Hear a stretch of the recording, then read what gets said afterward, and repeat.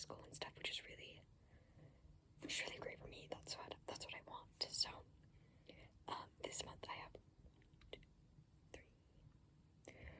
have four books that I've completed and two that I started, plus one manga volume. So yeah, let's get into it. The first thing that I have here is I completed The Hearth Witch's Guide to Magic and Murder by Kiri Callahan. This book was such a wonderful delight to read. Oh my gosh, I really, really, truly loved it. It is, I guess, a series. It's going to be a series. And I am like so excited for the next one. Yeah, extremely excited. I will say, this book can act as a standalone, but I'm assuming that the next book is going to have another self-contained mystery, as like mystery series often do, with just more growth from the characters, like a continuation of the arcs that they started in this book. So I should explain this book, right? This is a cozy urban fantasy mystery novel, which is like the combination of two of my favorite genres, mystery and urban fantasy. So like that right there is super my So it follows two characters. One of them is named Avery. She is a half human, half fae. And she is just getting out of prison for and no spoilers here, basically doing something that was not ethically wrong, but that violated the, like, Fae Council's rules and their laws. So, she's getting out of prison after 200 years because, you know, they live an extended life. Even being half human, half Fae, being mortal, she still has, like, a very extended life, compared to humans. So, 200 years is, like, not terribly much for her, but it is, like, a lot in terms of what has changed in the world. So, like, in the book, that is, like, the 1800s till now. Like, think about how much the world has changed. So she's trying to learn how to readjust to society. And is also tasked by the Fae Council with, like, solving this string of magical murders, before, like, because, like, you know, humans don't know about magic in this world,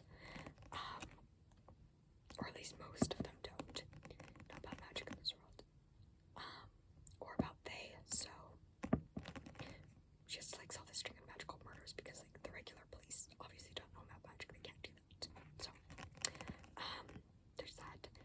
And then as she is, like, trying to adjust, she meets this woman, Saga, who is like a modern witch, right? Like she does tarot readings sometimes. She like prays to this goddess.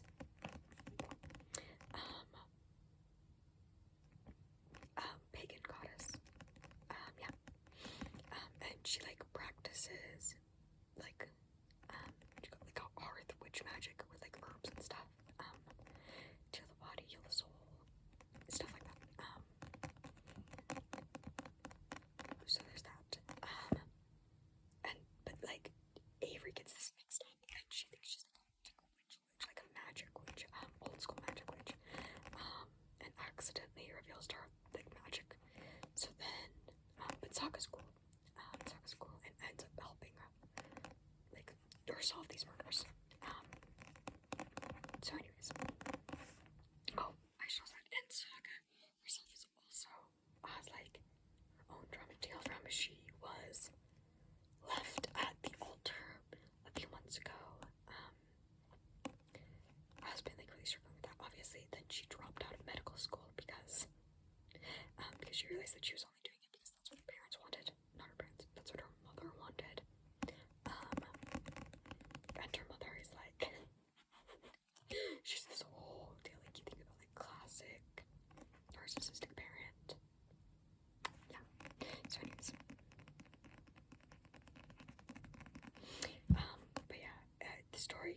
follows them like solving these murders together, and then also like their journeys trying to like heal together too, and like how they learn how to like, I don't know, trust each other, be friends, while doing it, which is like cool. So I was a fan. The amount of tabs that I hear don't accurately reflect that. Unfortunately, when I get really into a book, I sometimes just forget to tab things and annotate them. I haven't annotated in the past. This is something new that I'm starting, so like that is part of it. But yeah, no, I am much more likely to highly tab something where I'm like, oh, I have negative thoughts about this. But this book I loved to death. It has. Let me find it.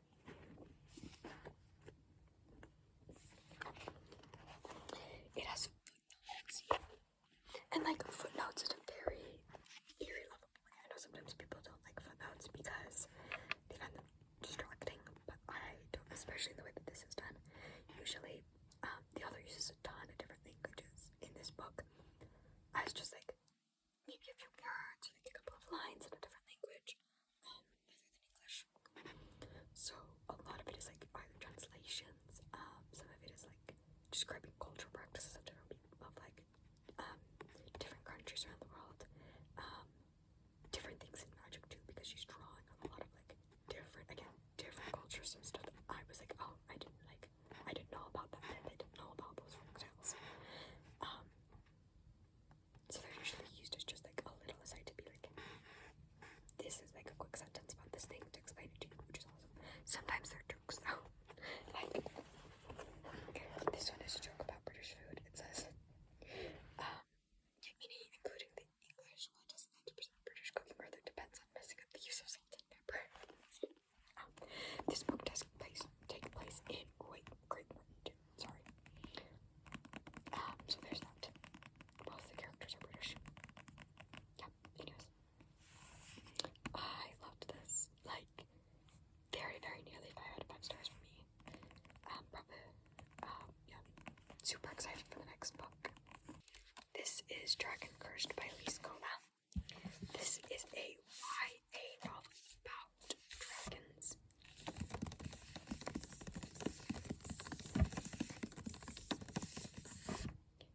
This follows our main character, Isola, who lives in like this, like I said, just call it like this dystopian world where the world has kind of been like ravaged by dragons. They roam freely, they kill a lot of people because dragons. Sorry. Not all dragons do, but these ones do. But then also it's been like being like slowly eaten by like this what do you call it? I guess you'd call it like this curse. Like the land is being like made like uninhabitable by this like curse. Largely because like the magic system in this world, it's called Ether, is like completely off balance. So like most of the world is just uninhabitable now. She lives in this like town bordered by these giant walls. Anyways, where like people are like constantly fighting to like keep the dragons out, keep them from killing people, stuff like that. But also, there's something that happens where somebody can be dragon cursed, which means that they are secretly a dragon inside, I guess, and like, it's only a matter of time before like they completely turn into a dragon, and like, I guess lose their mind and kill people, become mindless beasts, I guess. So the main character is like worried that she's a dragon, that she's a dragon cursed. Their society has like these trials that they put every like 18-year-old through every year, to see if they're dragon cursed. Yeah, so it's following her going through these trials with her friend and her like love interest, trying to like hoping that like she's not dragon cursed, like trying to keep it under control so that she doesn't like turn into like this beast and kill people. But like most books, there's more to it than that. There's like a lot of secrets that this town, this government is like there's a lot of things they don't understand about dragons or about Dragon Cursed and like why the world is actually slowly becoming uninhabitable outside the walls. There's a lot of like conspiracies, I would say there. I do think this book had some terribly things to say about like corrupt governments, which it's cool to read. It is a YA, and it is, I think, written like a YA. Which I say specifically because it's been a little bit since I've like read an actual YA book that I believe was intended for young adults and not like a book that is actually intended for adults but is like marketed as YA. Does that make sense? So I was like, this is YA, and it is like I believe written for young adults, which is good. I think young adults should have their own books. I think and by that I mean teens because that's the range.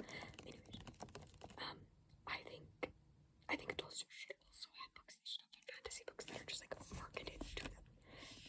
So that actually did make me happy. I was proud of it. The sprayed edges are so nice. This is supposed to be like a dragon face. I know, the tabs. The tabs. They kind of mess with it, which is unfortunate, but it is what it is.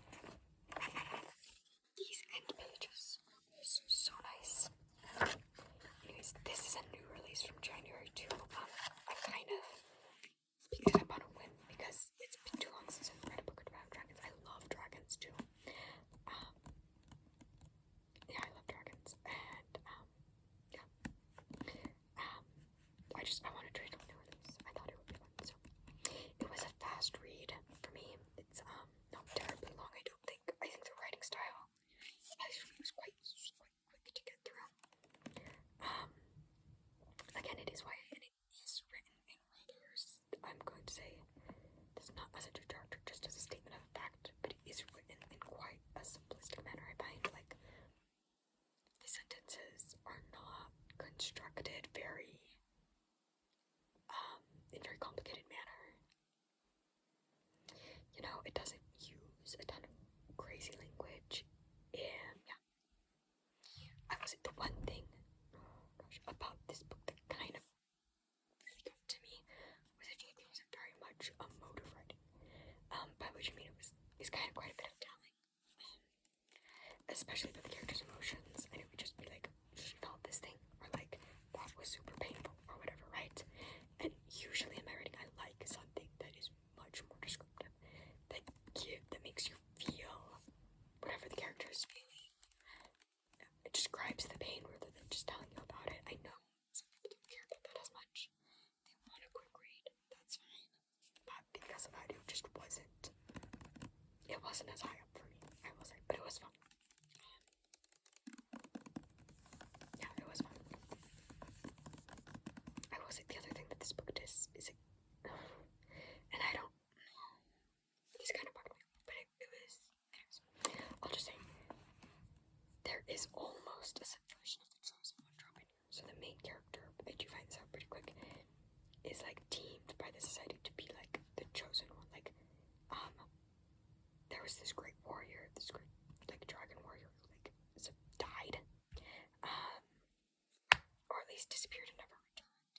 And she is supposedly like this guy reborn. So this guy named Valor. She's supposedly Valor reborn, the Chosen One. But again, she thinks that she's actually dragon cursed. And this book is about like her figuring that out. So that was a cool subversion of it. I will say this is kind of spoilers, but it's also very vague. So I guess just give it 30 seconds if you want to. There is this point in the book where they say like where she's talking to like the love interest about, and also her mother, at different points. This happens 2 separate times. About like her not being the Chosen One and feeling like really anxious and bad about that. And they tell her that like you might not be the Chosen One, but you're also not dragon cursed, but you are special. And like that's so cool. Like they do say special. So I was like, oh. So it kind of feels like a subversion, but also not a subversion at the same time. Like, I don't know. Apparently it's going to be a duology.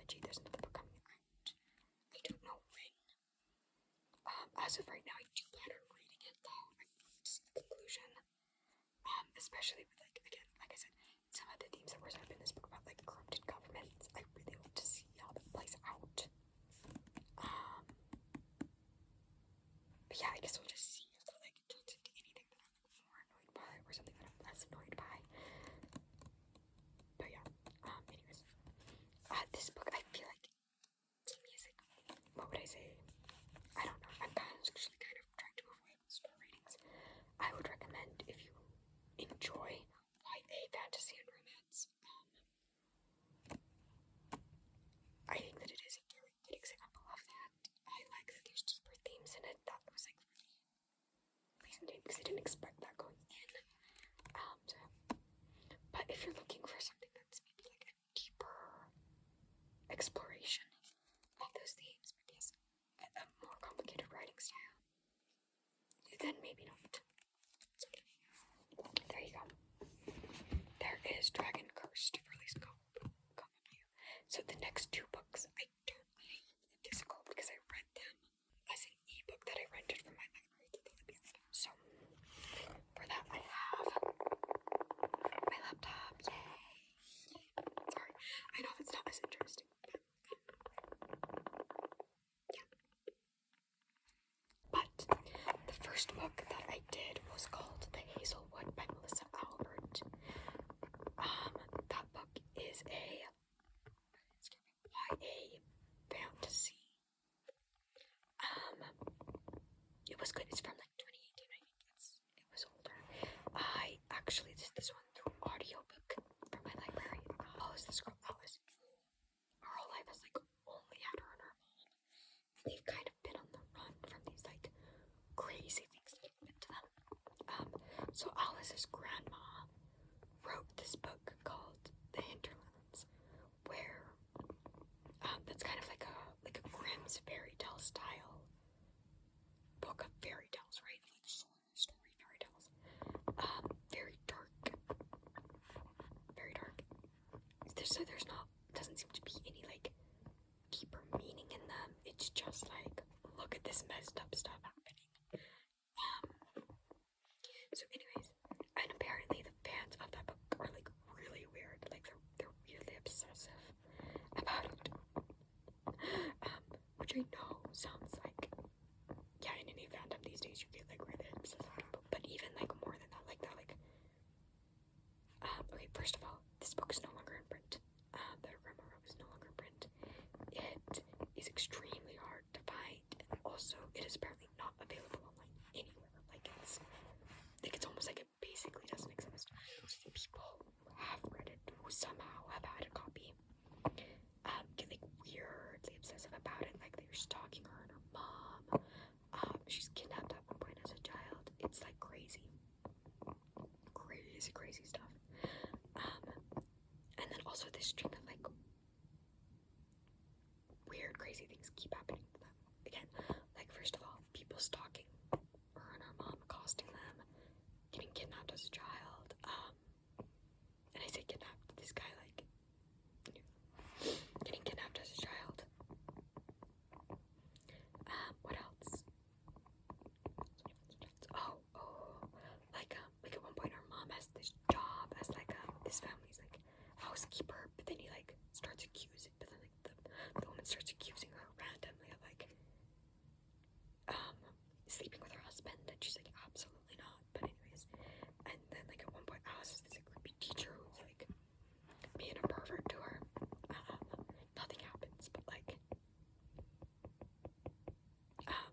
he's very, very creepy towards her, and it might have if they had let it go on longer. So anyways, they just keep moving around from place to place because of like all this crazy stuff that keeps happening, and her mom like not having a stable job. So there's that. And then her mom's kidnapped. This girl's mom's kidnapped, and she has to like go on this like crazy road trip adventure thing to like try to find her mom, save her mom. It gets right. This book had like a very interesting writing style. It was very, very talented.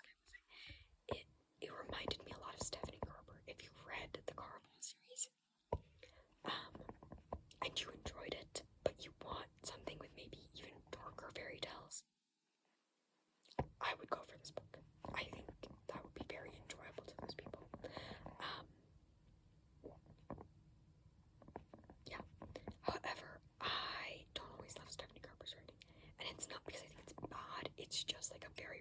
personal thing to me is just that it's just not my favorite. So there was that with the book. I do still think it was very well written. The other thing, I guess this is my favorite, is that like there's all this time spent like building up to this thing, to Alice, like not just finding her mom, but like all of these secrets, realizations about her life, like unraveling and or figuring things out. And it just felt like building up for so long, and we didn't spend enough time with the payoff for it to feel like a payoff again. Like, or like as much of a payoff as you needed for all that build-up. However, it was still a very enjoyable book. I think if you want a book, but you're kind of along for the ride, first of all, if you enjoy the writing style, I think people should check it out for that. It was also doing some very interesting things at the end about like nature versus nurture, agency, right? Like, what choices we make shape us, what is like just intrinsic to us. And then also like what choice do we have in like the world, right? In like how we shape it, who we become and what we do. And then our relationship to, I guess, like, I'm going to say higher being. Because there is sort of like a higher being in this story. It's not God. And I don't think it's a one-to-one direct comparison to like a Christian God or even gods of some other religions. But there is a comparison there with like a higher being, like how, like what relationship do we have with them? What do we owe? Maybe even a higher being that we believe in.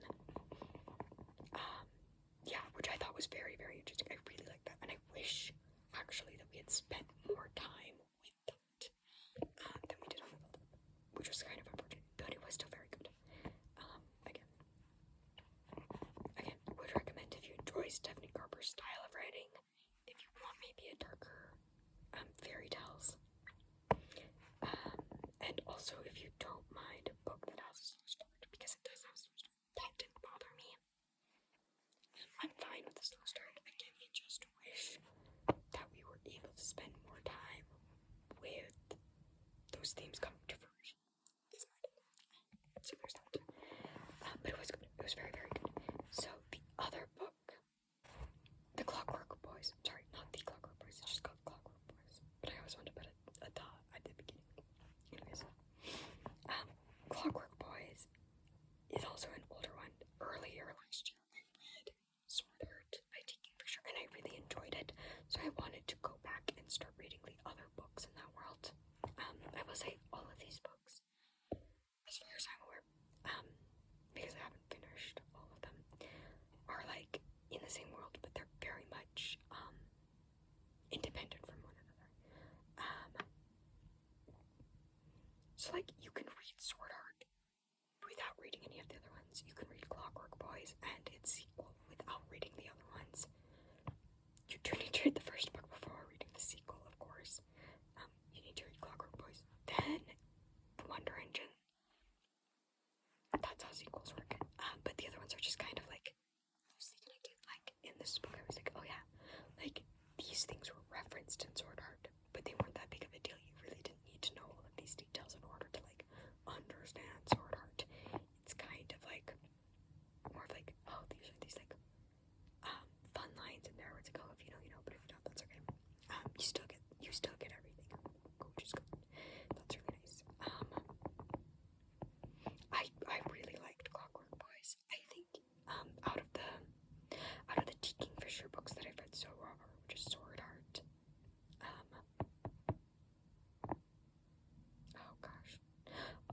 A Sorceress Comes to Call, and then I started off with Paladin's Grace, actually, so I can pick that up. That's so much fun. Anyways, and I'm starting reading Paladin's Grace. Clockwork Boys sort of is my favorite female MC slate. I think she's wonderful. I think she's a delight to read. I really, really like her. She's very much I'm going to say rough around the edges woman. Still hard. And I really appreciate that in a female character. I like not always having like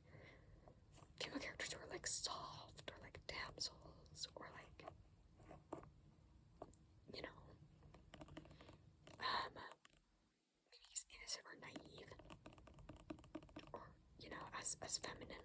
Not that those aren't good sometimes, but like sometimes you want a rougher around the edges and that was what Slade is to me. So it was really like to read about her, especially like this dichotomy between how much she's like this hardened criminal, but like she's still like a very small woman. It's described that way. As somebody who's short myself, I do really appreciate that when it's like you can be short and still be like still be angry, you can still be like rude, gross, all of these things. Like you're not some tiny dainty child or innocent. I think sometimes people like to think those stereotypes assumptions are always so weird to me. They get to me. So anyways, it's not that, which I enjoyed. Right. Oh, anyways, the rest of the story. The Clockwork Boys follow Slate and these like this misfit band that she has to put together to like try to stop these again they're called Clockwork Boys. They're like these giant, terrible killing machines basically that are being used by this like other city that is at war with them. So basically like they're like their kingdom's gonna be like ravaged, I guess, by these things if they like don't find a way to stop it. So she puts together this misfit band of people. There's like this disgraced paladin. There's this disgraced paladin who is like he's so funny to me. He's so funny. He takes himself so seriously, and like he really does try to act like high and mighty sometimes, and like all the rest of these like Slate and these other guys, they like really are like putting him in his place, and also trying it. It's like, but he is very well meaning. I will say he is a good guy. He just also is like, oh my gosh, he's got such a complex. Anyways, but he is like very funny. I really enjoy him too. So she's got this disgraced paladin, this assassin who she has history with, and who is like by all accounts not a great guy, not the worst, to be sure, but like yep, that man, he's an assassin.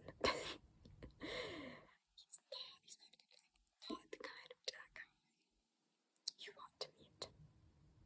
Anyways, and then the scholar, this young scholar, he's like 19, he's a baby, oh my gosh, and he's treated as such, right? Like, he's a 19-year-old, there's all the follies of 19, he thinks he knows everything, but really is like so sheltered from the world, he does not understand. And so like, I guess you see him start to begin this like journey of like actually understanding things. Which is good. So anyways, that's their crazy group. Yeah, that was really enjoyable. It very, very much is like the first book in a duology though.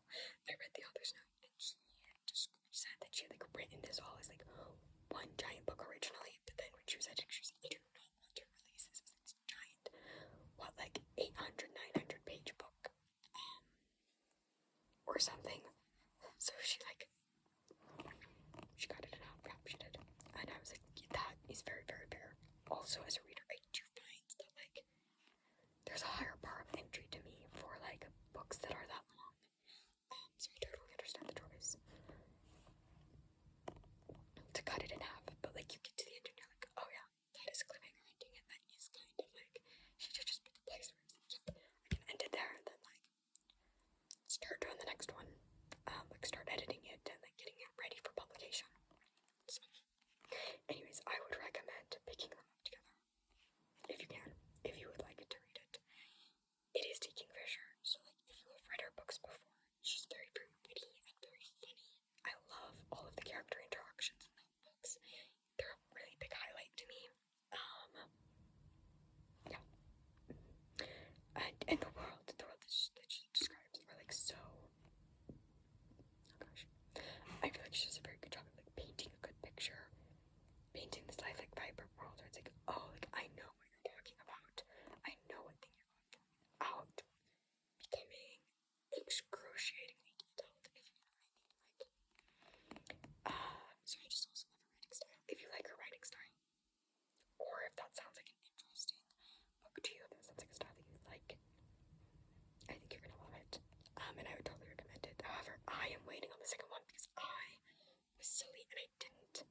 I didn't put a hold on the library for it until after I finished the first book, which like I should have.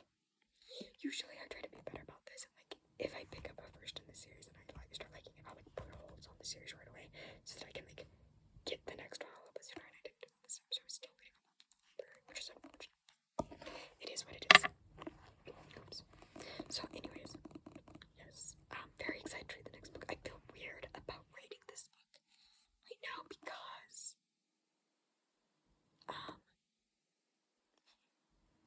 because it is very clearly like of like a longer story. So, anyways, it really will depend on me. Like how it ends is gonna depend on how I feel about it overall. I think it's excellent setup though. I loved it. I really enjoyed it. But like, if I read the second book and it's a disappointment, like obviously that's gonna color about how I feel about the first book. Oh, like I'm gonna feel like that was for nothing, you know. So anyways, from what I've heard about the books, I don't think that's going to be the case. I think I'm still going to really enjoy it, but we'll see. So anyways, yes. Again, now on to the two books that I the manga. Oh my gosh. So I also read this on my iPad. So the manga that I read this month on my iPad was Witch Hat Atelier. Witch Hat Atelier Volume 13, which it is the last one to have been released in English thus far. I know 14 is coming out sometime in the next couple of months, I think. I love this series so much. I love this series so much. It is one of my favorite like ongoing pieces of media right now. It follows this young girl named Coco who's like obsessed with magic. She loves it so much. She really wants to become a witch, but like everybody's telling her like witches aren't born. You can't just like learn how to do magic. That's like intrinsic to you. And then she uncovers the secret of magic and is like whisked away to this little countryside atelier where this young man becomes her like magic teacher. She's his apprentice, and she works with these like three other girls who are like also his apprentice her age. And it is just so incredible. It has a lot of themes about like what is our responsibility in the world to like other people, you know, like even just like as a person in society, like what is your responsibility to like people you don't know, you know, to just the random goers on the street, like to just not just to be kind or like cordial to them, but like do you have a higher responsibility to like help people, you know, to like actively go out of your way to like, constantly I guess like make the world a better place for everyone else.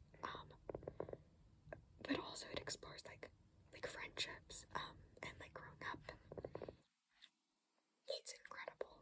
I love it so much. If you want a book that has like I'm going to say the same magic school vibes, the same like friendship themes, the same everything is like, you know, the wizard book. This is the thing that I have found that is like the closest to that like makes me relive all of those wonderful emotions again, but like without you know, the weight of an author who is quite bigoted.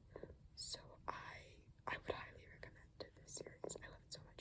I know that there's an anime coming out for it too. I don't know if it's out yet or if it is coming out soon. I'll have to look into it more, but you can also look at the anime if you would like. Again, I will say this is one of those series where it's like better to go in blind, so you don't want to give too much away. Just know like it explores a lot of higher themes, and I love it. And the art is gorgeous.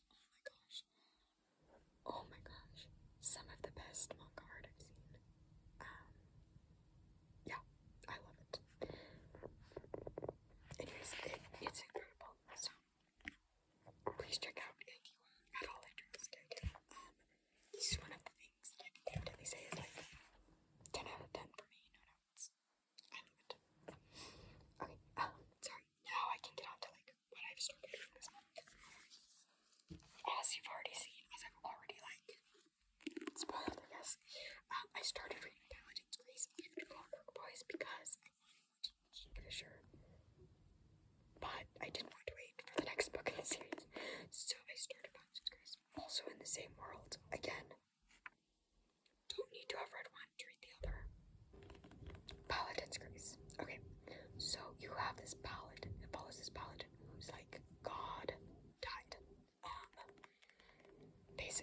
this world has like, it's very polytheistic.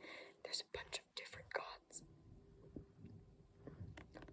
There's a bunch of different gods in there that like different people worship, different people follow, and like dedicate their life to serving. Or maybe you have been like blessed by a god and like sometimes got different powers from them, right? Like, this paladin is like he's a classic berserker, so like he was blessed by his god, that like when he calls it the battle tide came and he like sort of lost his mind to like fighting, he would like only he wouldn't harm his innocent people. He would like be able to like fight for like his god, right? And for like what his god stands for, so like protecting innocent people and stuff, which is like good, right? But now that his god has died, he sometimes still like gets like that, right? Like gets in this battle mode where he like doesn't really perceive other things as like just kind of trying to fight people, thinks that everybody around him is an enemy and needs to be taken down, but he can't like control himself like he used to because he's no longer possessed by his god because his god's dead. So anyways, it follows him like learning how to live with that loss, and with like a completely different life than like what he thought he was going to have. And then it follows his love interest, this woman who is like a perfumer.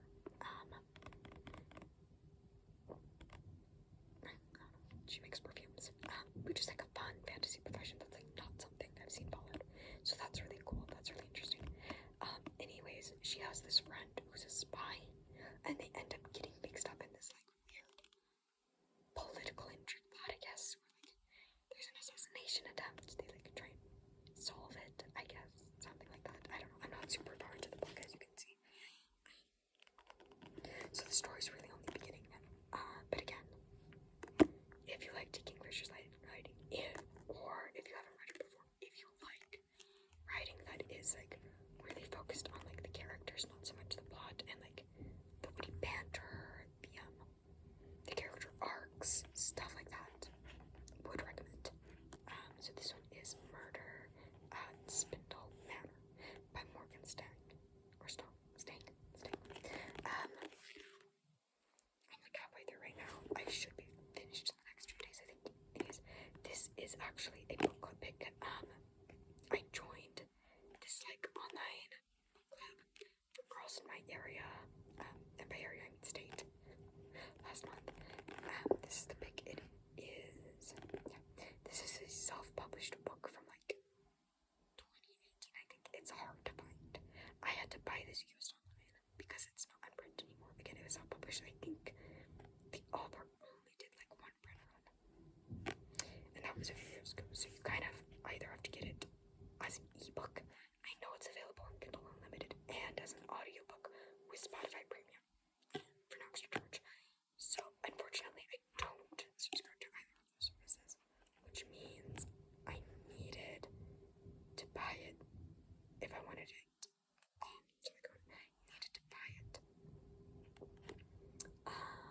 thrifted. So, but it is very good so far. I am really enjoying it. This is like a, how would I describe this? Steampunk vibes mixed with fantasy mystery book. And so by that I mean it is kind of like a steampunkish world. You have these like steam-powered engines, but they are made possible through magic, and the magic system here is called mesmerism. Now mesmerism is like, it was a real phenomenon back in the 1700s. I believe this book actually takes place in like 1800s-ish. It's not our world, so it's just kind of like me going off of like the way that like clothing is described and stuff, vibes. Anyways, mesmerism was a real phenomenon back in the 1700s where people thought they could like, that there was like this magnetic fluid flowing through like all living things, and that like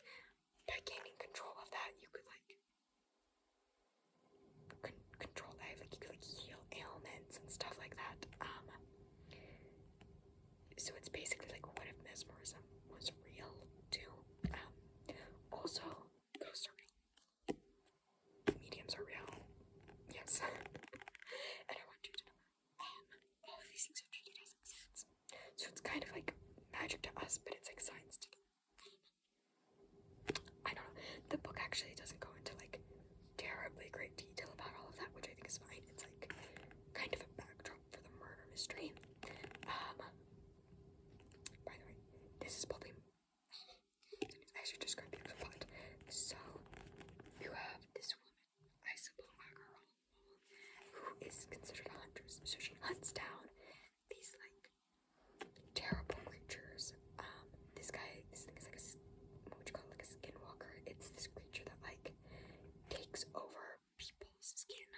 It like uses their skin as like a disguise, and it like hops from person to person, like murdering its next victim, and then wearing its skin as a disguise for a little while, and then like goes to the next person. So anyways, and I guess they like gain access to the person's consciousness through this, so they like can mimic them perfectly, except for when you make it nervous and get the conditions right. So anyways, she's like cornered this beast, this thing, and is like trying to figure out like who in this manner, this spindle manner, is like this creature in disguise. To keep from killing more people. So she's like, there's that mystery going on, but then also somebody's killed, and like the first bit of the book, and so then there's a simultaneous murder mystery going on.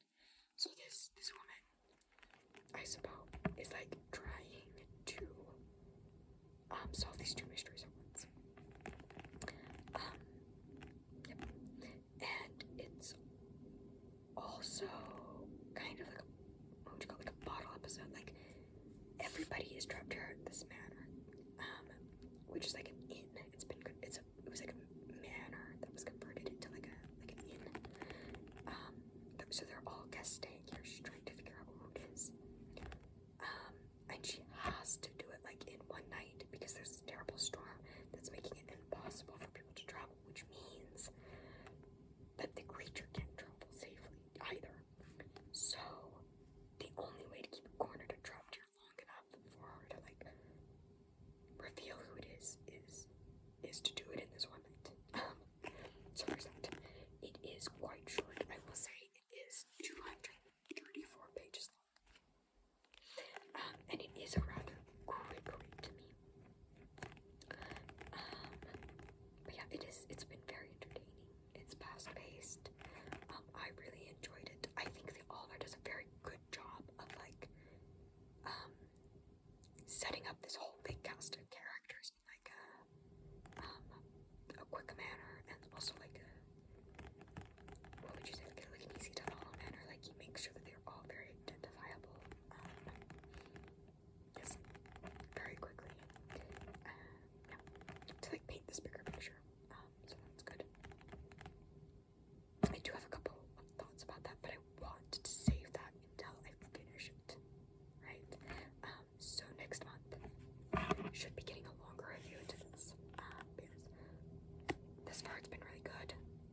It has really good ratings on Amazon too. So like if this sounds like something you would enjoy, I would absolutely check it out. Again, it might be a little hard to find, but I think that you should also be able to buy it as an ebook from some other sites, right? Maybe Barnes and Noble, but also I know some indie bookshops have a process where you can buy an ebook through them.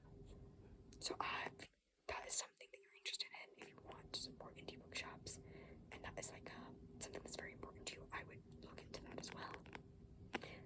And also if you want to support, yeah. So that is good.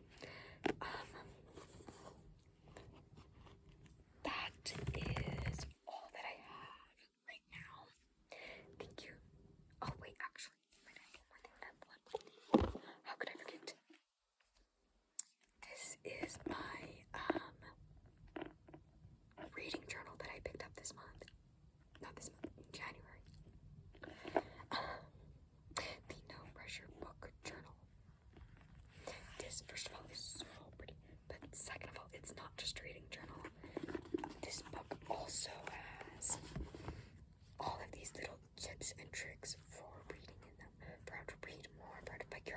books you want.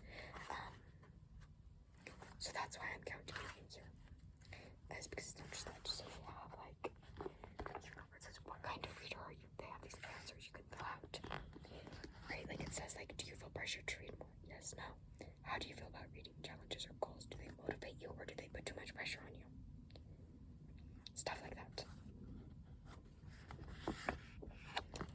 Then it has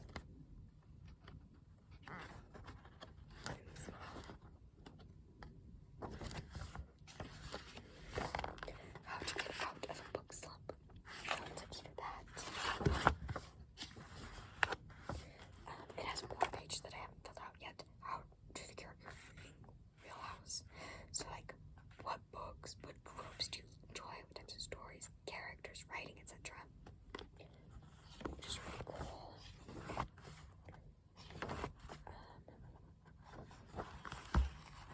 Goals. It has a page for goals.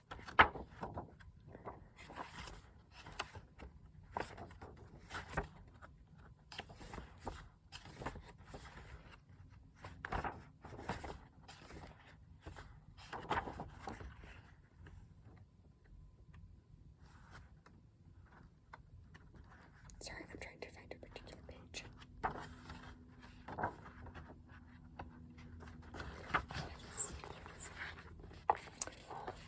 Your reader doorways. So I didn't know that this was like a thing, but I started reading about it. I haven't filled it out yet, but I started reading about it. Your reading doorways are the elements of books that make you fall in love with them, whether that's plot, character setting, or language. So then it talks about that. It's like something that is actually like very, very helpful to me. So that's why I picked this one up in particular.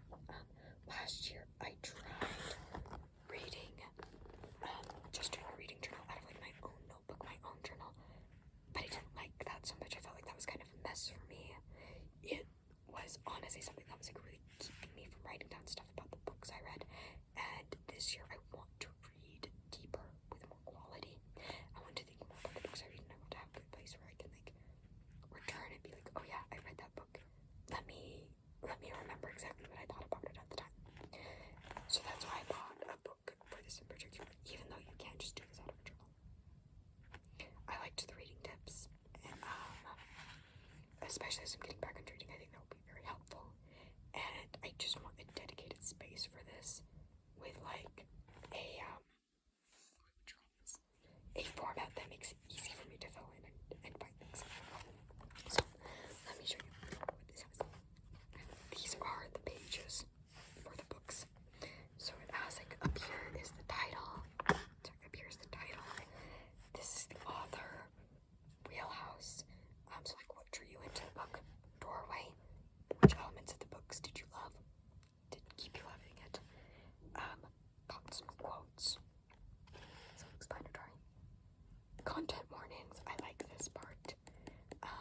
Yeah, I wish more books came with content warnings in them, especially dark books. I just sometimes, even if you're okay with reading it, you just want to know when you're getting into it, what you're getting into, so that you can be in the right headspace for it, you know? Because reading a book at the wrong time can really like throw you for a loop. And then reading. So there's that. So that is why I was including it as like something that there were like genuine like parts to read in there, not just write about. Yeah. Oh, also I should. This is by Mallory O'Mara and Bria Grant from the Reading Classes podcast. I don't know who these women are. I haven't listened to their podcast. I just found this at my indie bookstore and picked it up.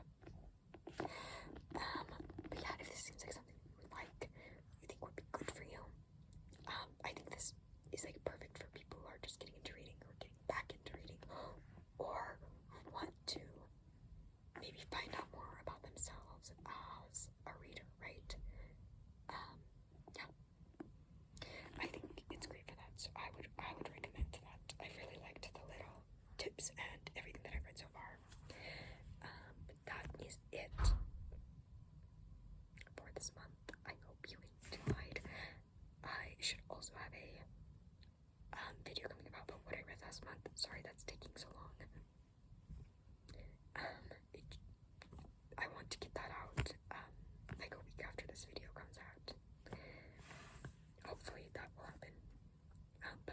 is just work has been kind of throwing me for a loop, sorry. So that's what's been going on. And then I should also have another book club coming up. I'll talk more about it. But basically I joined a few different book clubs, so I should have more books from that. And then for Christmas I was gifted a gift card to a thrift store, a book thrift store.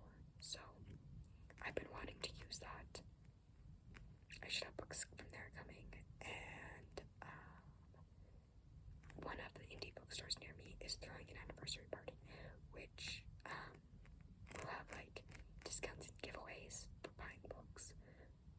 There are a few books on my TBR that I want to pick up, just because I'm getting through my TBR faster than I thought I would be. So there's that. Okay, I hope you all enjoyed. I hope it was good tingles. I hope you liked the books. If there is anything you want to hear more about, please let me know. If there are any books that you recommend, or you have any thoughts about the books that I read. Again,